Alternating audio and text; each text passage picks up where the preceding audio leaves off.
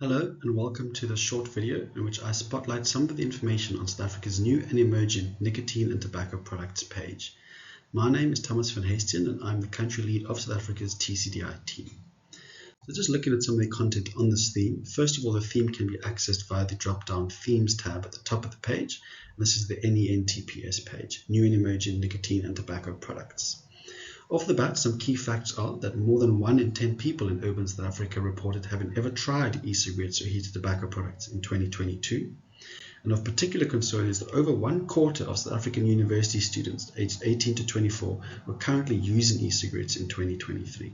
It's a very high youth prevalence there, particularly amongst university students.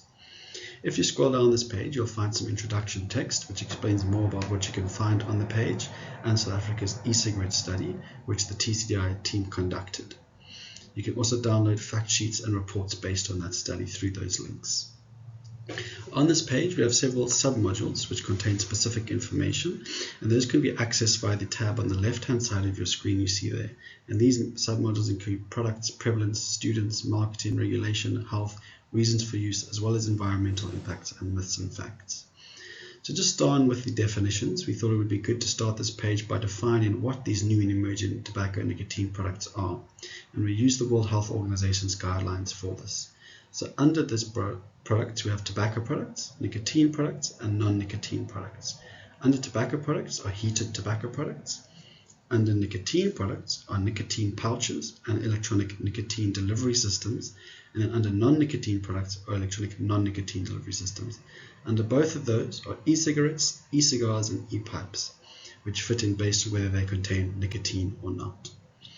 If you scroll down under this definition of the different types of new and emerging products, we get to information from South Africa's TCDI e-cigarette study, which was conducted in 2022. An important thing about the study was it came out before the guidelines of those definitions above. So in this study, we look at both e-cigarettes and heated tobacco products, and we collectively refer to them as novel products. We do have information here on how we define these different products just below. But if you scroll further down, you'll get some of the results from prevalence. So the overall results are more than 1 in 10 people having ever tried novel products. Then we have prevalence results for regular users, experimental users, etc. And you can scroll through the charts and information to explore this a little bit more closely. We have information on the different demographics of the users, and what we see first in terms of race is that the non-black population group had the highest prevalence, particularly amongst the colored, white, and then Indian Asian population groups. In terms of prevalence by age, we see that the prevalence was much higher amongst the younger age groups in comparison to the older ones. And then when we look at the prevalence by gender, what we see is that the prevalence was significantly higher amongst males in comparison to females. Again, we have various information from this study which you can explore where we look at the different types of users. And then a particularly important section of this work is the sequence of use of novel products and combustible cigarettes. And we highlight this here because we know the industry is marketing these devices as a successful smoking cessation tool. And we wanted to see if there was evidence of this. So in our data set, we define 2 types of people, on-rampers and off-rampers. On-rampers are essentially those who use these novel products, and after using them, they actually take up smoking combustible cigarettes. So opposite of what the industry is claiming. An off-ramper is the other type, someone who stops smoking cigarettes through the use of novel products. And here you can explore the information. And ultimately what we see is that about 20%, so 1 in 5 people that regularly use novel products but hadn't started smoking yet, did then start smoking combustible cigarettes after using these products.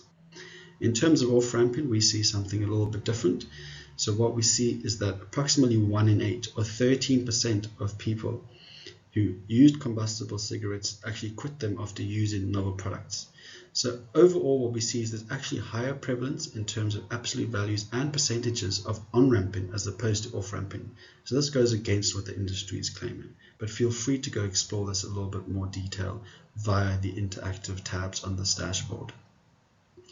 Going down a bit now, we see one of the most important modules where we look at e-cigarette use amongst university students in South Africa.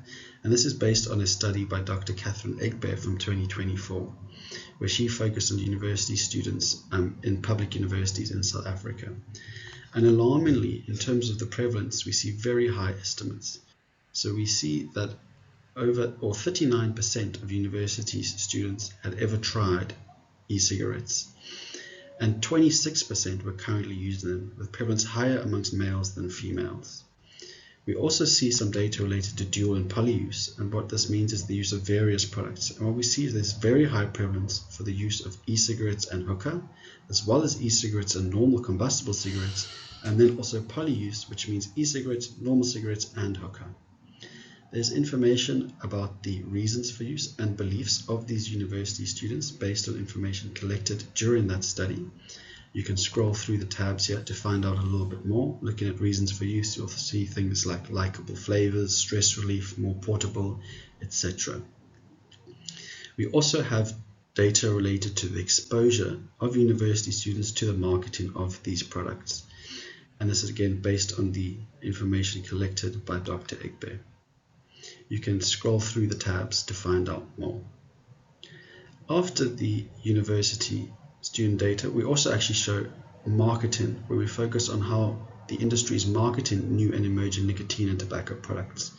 And you can explore our various tabs where we look at the global online appeal, e-cigarettes specifically, and how many e-cigarettes are located close to universities, the use of flavors in marketing, and the impact of marketing on youth. We then have a section which looks at regulation of new and emerging nicotine and tobacco products. We talk about the excise tax introduced in South Africa in June of 2023. And then we look at the regulation of new and emerging tobacco products globally and specifically by African countries.